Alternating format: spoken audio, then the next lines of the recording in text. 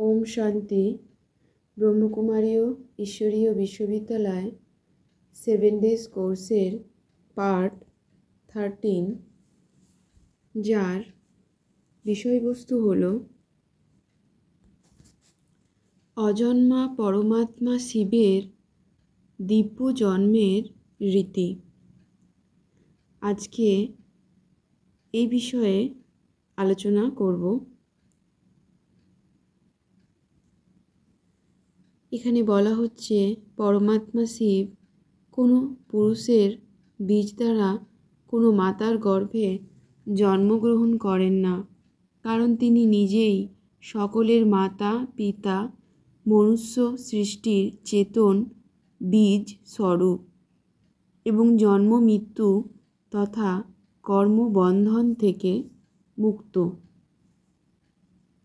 অতএব তিনি এক সাধারণ মানুষের বৃদ্ধ অবস্থার শরীরে প্রবেশ করেন। একেই পরমাত্মা শিবের দিব্য অবতরণ বা দিব্য জন্ম বলা হয়, কারণ তিনি যে শরীরে প্রবেশ করেন তা এক মনুষ্য আত্মার জন্ম মৃত্যু কর্ম তথা বন্ধনের চক্রে আসা শরীর। পরমাত্মার নিজের শরীর হয় না।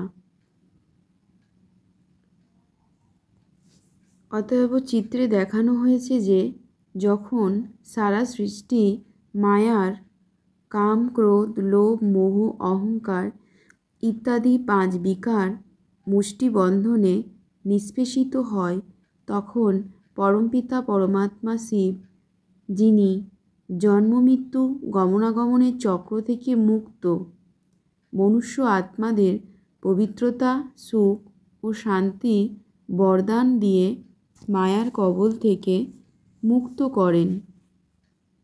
তিনি সহজ জ্ঞান ও রাজযোগের শিক্ষা দেন তথা সকল আত্মাকে পরম ধামে নিয়ে যান এবং মুক্তি ও জীবন মুক্তির বরদান দেন।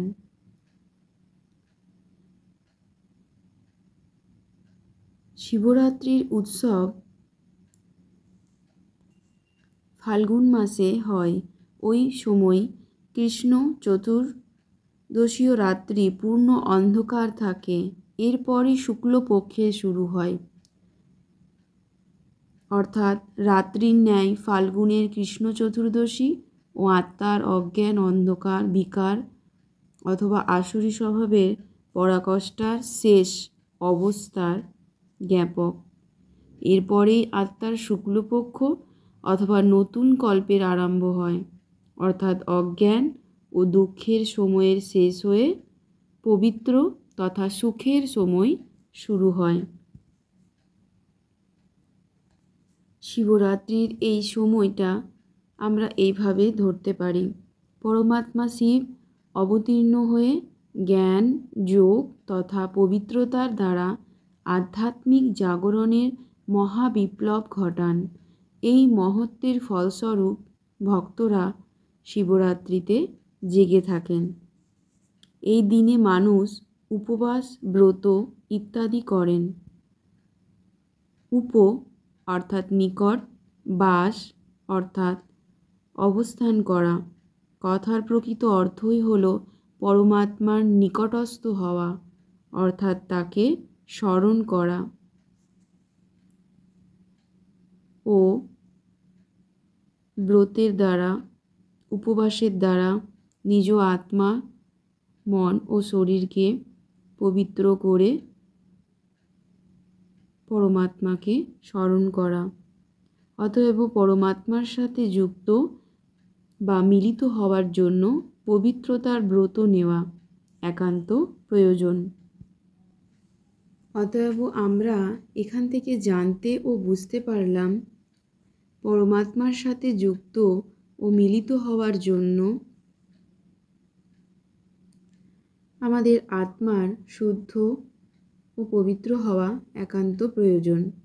তাই আসুন আমরা কয়েকটি সংকল্পের দ্বারা ও জ্ঞানযোগের দ্বারা নিজ শরীর মন আত্মাকে আমরা শুদ্ধ ও পবিত্র করব। আমি আত্মা পরম ধাম নিবাসী পরম পিতা পরমাত্মার সাথে যুক্ত বা মিলিত হওয়ার জন্য প্রকৃতভাবে সত্য রূপে নিজের কাছে ও পরমাত্মার কাছে পবিত্র হওয়ার সংকল্প নিলাম। আমি আত্মা, মন নয়, বুদ্ধি নয়, শরীর নয়, শুদ্ধ চেতন আত্মা। আমি আত্মা, মন, বুদ্ধি, শরীর ও খাদ্যাভ্যাসে সর্ব কিছুতেই নিজেকে পবিত্র করার সংকল্প নিলাম। পরমপিতা পরমাত্মার সাথে প্রকৃত সত্য রূপে মিলিত ও যুক্ত হওয়ার জন্য। ওম শান্তি। Thank you. God bless you.